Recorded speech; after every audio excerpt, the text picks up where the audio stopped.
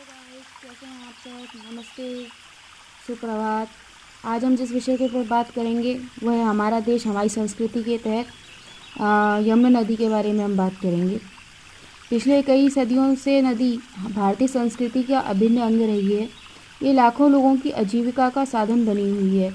यमुना नदी भारत की 5वीं सबसे लंबी नदी है। कई आध्यात्मिक प्रेरणा की खोज में बड़ी आशा के साथ इसकी पूजा करते हैं कई लोग, लेकिन वर्तमान में नदी अपने आध्यात्मिक प्रदूषित राज्य के लिए अधिक चर्चा में है। इस वीडियो में हम नदी की और उसके आसपास के सांस्कृतिक, धार्मिक, ऐतिहासिक और पारंपरिक महत्व के स्थानों का संक्षेप में उल्लेख करने का प्रयास करेंगे जो नदी की वर्तमान स्थिति को दर्शाता है। यमुना नदी उत्तराखंड में उत्तरकाशी की हर की दून पर्वत श्रृंखला में 6,387 मीटर की ऊंचाई पर बंदरपूछ ग्लेशियर में स्थित जमी हुई चंपासर झील से निकलती है। इस स्थान को यमुनोत्री के नाम से भी जाना जाता है, जो भारत के प्रमुख तीर्थों में से एक है। ये उत्तर भारत के भारत गंगा के मैदानों में प्रवेश करने से पहले हिमालय में बर्फ से ढकी और जंगली घाटियों की श्रृंखला से होकर गुजरती है। 1376 किलोमीटर की यात्रा करने के बाद अंत में नदी इलाहाबाद यूपी में गंगा नदी में मिल जाती है। इसको प्रयागराज संगम या गंगा नदी त्रिवेणी संगम के नाम से भी जाना जाता है। संगम से पहले गंगा को उत्तराखंड में यमुना जी से 3 बार मिलना माना जाता है।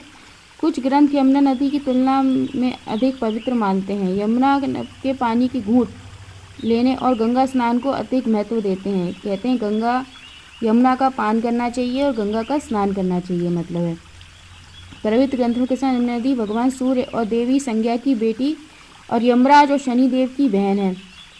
देवी संज्ञा जो सूर्यदेव की पत्नी थी, उनके 2 बच्चे बताए गए हैं थे, यमुना और यमराज, जिनको यमुना जी को बचपन में यमी भी कहा जाता था। उनके घर वाले प्यार से उनको यमी बुलाते थे। और वो सूर्यदेव का ताप सहन नहीं कर पाती थी, इस कारण वह तपस्या करने चली गई थी। अपने स्थान पर अपनी छाया को अपना रूप देकर वह उनकी अपने बच्चों की तो पति की देखभाल करने के लिए छोड़ गई थी, जिन्हें छाया देवी छाया के रूप में हम जानते हैं, सूर्यदेव की पत्नी के रूप में।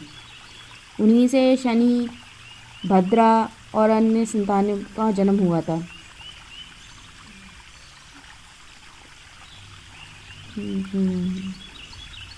इसलिए माना जाता है कि यमुना नदी में स्नान करने से सांसारिक पापों में से एक का नाश होता है। यमुना नदी को जमुना और कालिंदी भी कहा जाता है।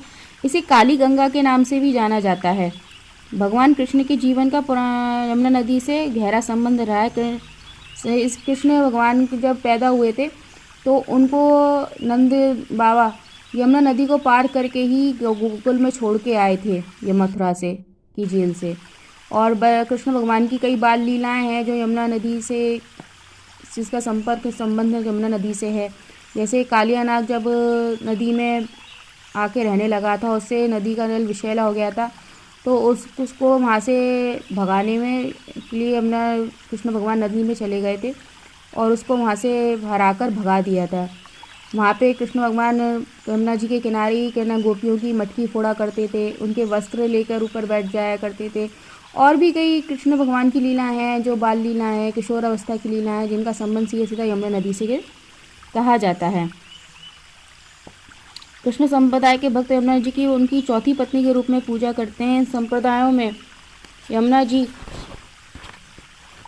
के भौतिक, आध्यात्मिक और देवी 3 रूप हैं और यमुना नदी के जल के बिना पूजा अनुष्ठान अधूरा माना जाता है।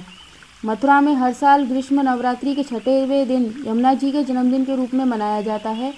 भैया दूज का त्यौहार भी यमुना देवी और उनके भाई यमराज के भाई बहन के प्रेम को संबंधों को ही समर्पित है।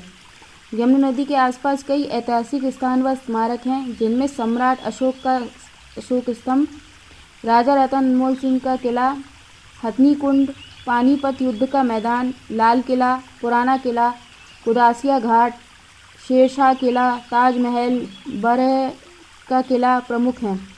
यमुना नदी देश के कुल भौगोलिक क्षेत्र का 7.10% भाग है। यह जिन राज्यों से होकर निकलती है उनमें उत्तराखंड, हिमाचल प्रदेश, हरियाणा, राजस्थान, मध्य प्रदेश, दिल्ली, NCR और शामिल हैं। ये गंगा के मैदान में 223 वर्ग किलोमीटर के क्षेत्र को अपवाहित करती है और गंगा बेसिन का 40.2% भाग बनाती है। यमुना नदी अपने मार्ग में लगभग 57 मिलियन लोगों को जीविका प्रदान करती है। दिल्ली को पीने योग्य पानी का 70% भी आपूर्ति करती है। यमुना नदी विविध समुदायों के निवास वाले 4 कृषि उपजलवायु क्षेत्रों और 3 कृषि पारिस्थितिक क्षेत्रों से होकर गुजरती है। यमुना नदी पर प्रसिद्ध नगर शहर विकास नगर उत्तराखंड, पोटा साहिब हिमाचल प्रदेश, यमुनानगर, करनाल, पानीपत, सोनीपत, फरीदाबाद, एचआर, सहारनपुर, मुजफ्फरनगर, शामली, मेरठ, गाजियाबाद, नोएडा, ग्रेटर नोएडा, वृंदावन, मथुरा बसे हुए हैं। यूपी में आगरा, बटेश्वर, कानपुर और इलाहाबाद बसे हुए हैं।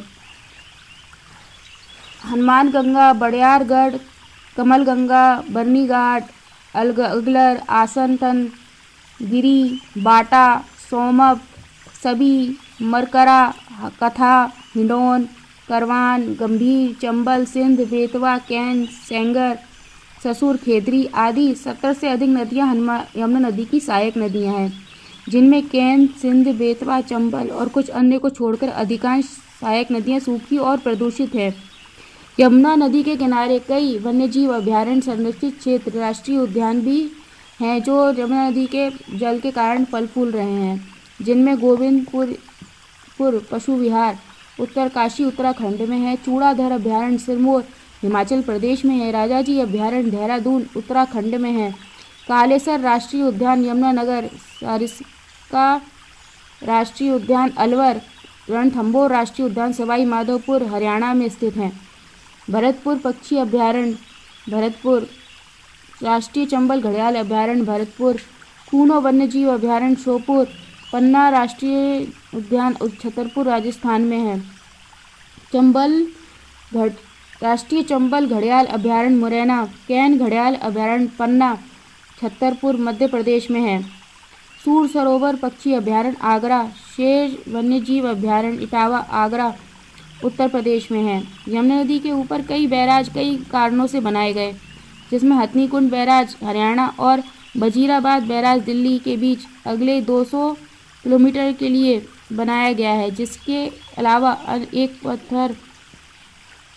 दक पत्थर barrage Dehradun, ITO barrage Delhi, Okhla barrage Delhi, Gokul Mathura barrage UP प्रमुख रूप से बनाए गए हैं।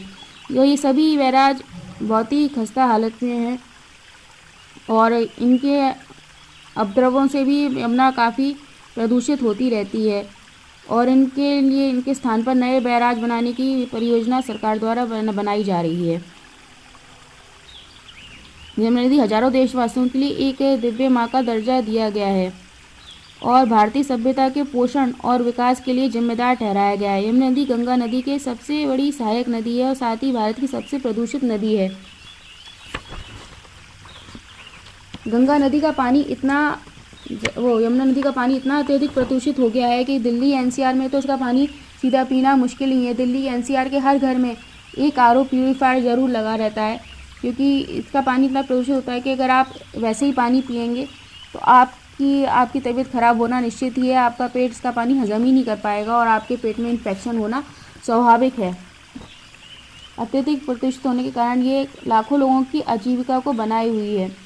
यमुना पर बांधों, पनबिजली और अन्य परियोजनाओं के कारण जलीय वनस्पतियों और जीवों को बहुत नुकसान हुआ है। जल ग्रहण क्षेत्र में जल संसाधन धीरे धीरे कम होने पर बढ़ती मांग को पूरा करने के लिए पानी का मार्ग बदलना नदी को महंगा पड़ रहा है। बरसात के मौसम में नदी का ऊपरी हिस्सा सूखा रहता है।